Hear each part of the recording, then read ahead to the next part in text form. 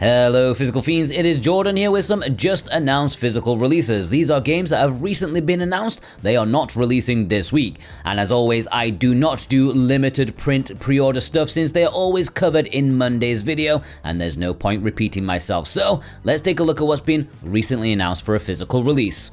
Mega Man Star Force Legacy Collection is one of the biggest recent physical announcements. This contains 7 games, although there are some Pokemon shenanigans going on with this, basically 3 distinct games with some variations. There are 3 versions of the first game, for example, which change which characters you may fight in the story and what special transformation you may get. Not massively major, but correct me if I'm wrong on that. These are basically the successor to the Battle Network games. In fact, they play very similarly, so if you like those, you'll like this collection too. It feels like the only Mega Man subseries that Capcom won't touch is the Legends one, which is the one I actually want to play the most. It looks the most interesting.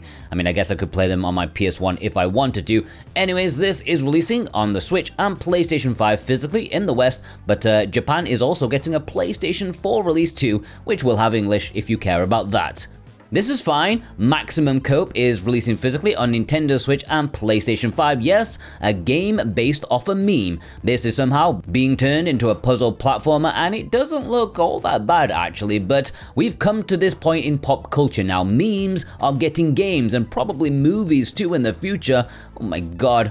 And this is releasing exclusively in Europe. However, VGP will be carrying copies of it. And if you want to pre-order it or any of the games in this video, then please consider using the links I've put in the description and pinned comment. Any purchase made via those links massively helps support me and this channel in the best way possible. And I do truly thank you ever so much from the bottom of my heart. VGP are a really good company with free worldwide shipping on orders over 75 Canadian bucks, like only 54 American dollars. Not that much.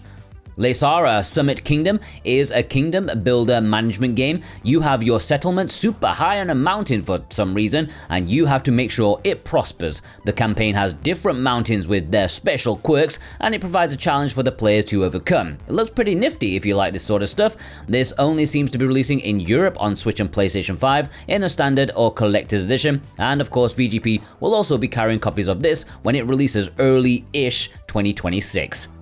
King of Tokyo is getting released on Switch and PlayStation 5 sometime this year. They announced the game and started taking pre-orders without even having a trailer ready, so I'm not going to talk about it much aside from that it's based on a real-life board game with kaiju, as you do. Chickenhare and the Treasure of Spiking Beard is an action-adventure platformer that's releasing physically sometime in 2026 on Switch and PlayStation 5. It is a mix of side-scrolling platforming and slightly open 3D areas. I think Crash Bandicoot would be a decent comparison for this one. It's got a family-friendly adventure attitude, that's kind of missing this day and age. It obviously doesn't look as exhilarating as it could do, but I am interested.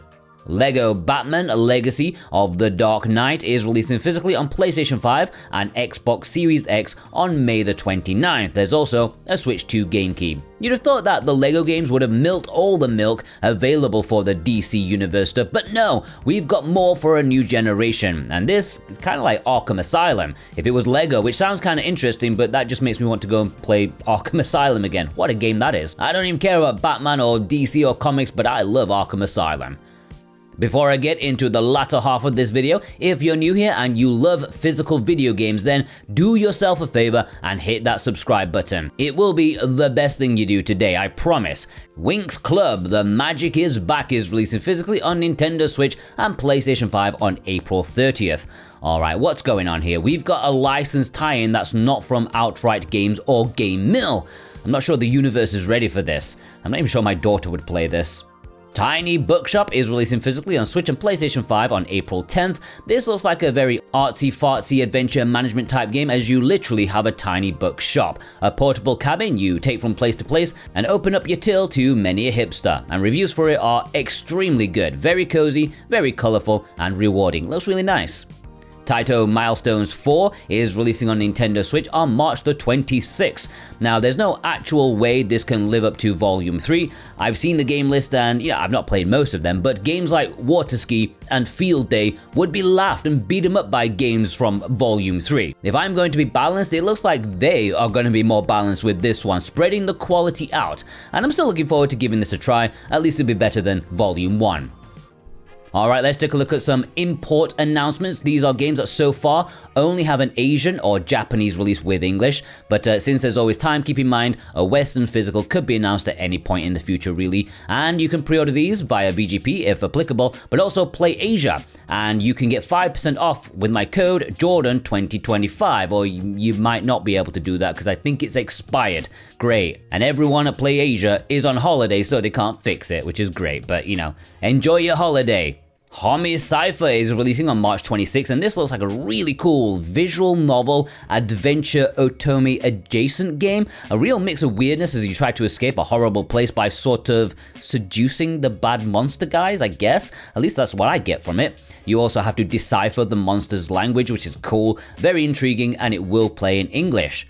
Kemco RPG Selection Volume 13 can always rely on one of these. This is releasing on March 26th and will contain Chrome Wolf, Grace of l'Etoile, Ancient Phantasma, and Dead Dragons. Of course, you may want to wait and see if the West ever catches up with like this much. The West is currently on Volume 3, so I'm a bit doubtful. I'm not sure the Switch will last this long in the West.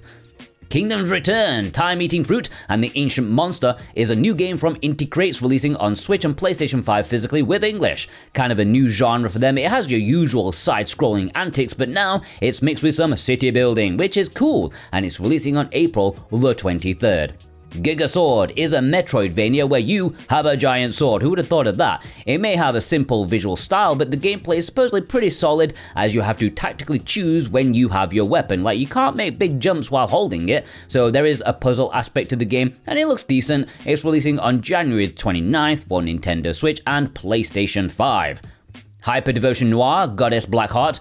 I mean, I've covered this loads already, but it is worth mentioning again. Another banned game in the West, East Asia Soft is going for the Asian English route for this spin-off of the Neptunia franchise, and in all honesty, it looks like the most interesting game for me now that it's a tactical RPG. This is coming in a standard edition, as well as a limited edition, the latter of which VGP have sold out of, but Play Asia still have copies of it left. River City Saga 3 Kingdoms Duology is a combination of both the games for a complete saga. If you own them already, there's no reason to get this, but if you're new, it is 100% the collection you want. Adventure beat-em-ups in the 3 Kingdoms era. What is not to love?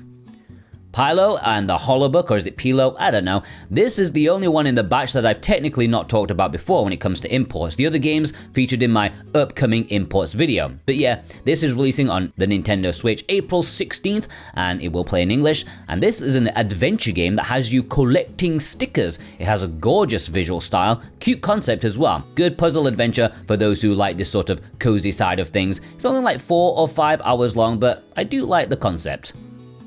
And there we have a bunch of new physical announcements. What was your favorite in this episode? Let me know in the comments below alongside your thumbs up. And if you want to pre-order any of these, then please do so via the links down below. I greatly appreciate that, and I hope you all have a fantastic day, fantastic new year, okay? Take care.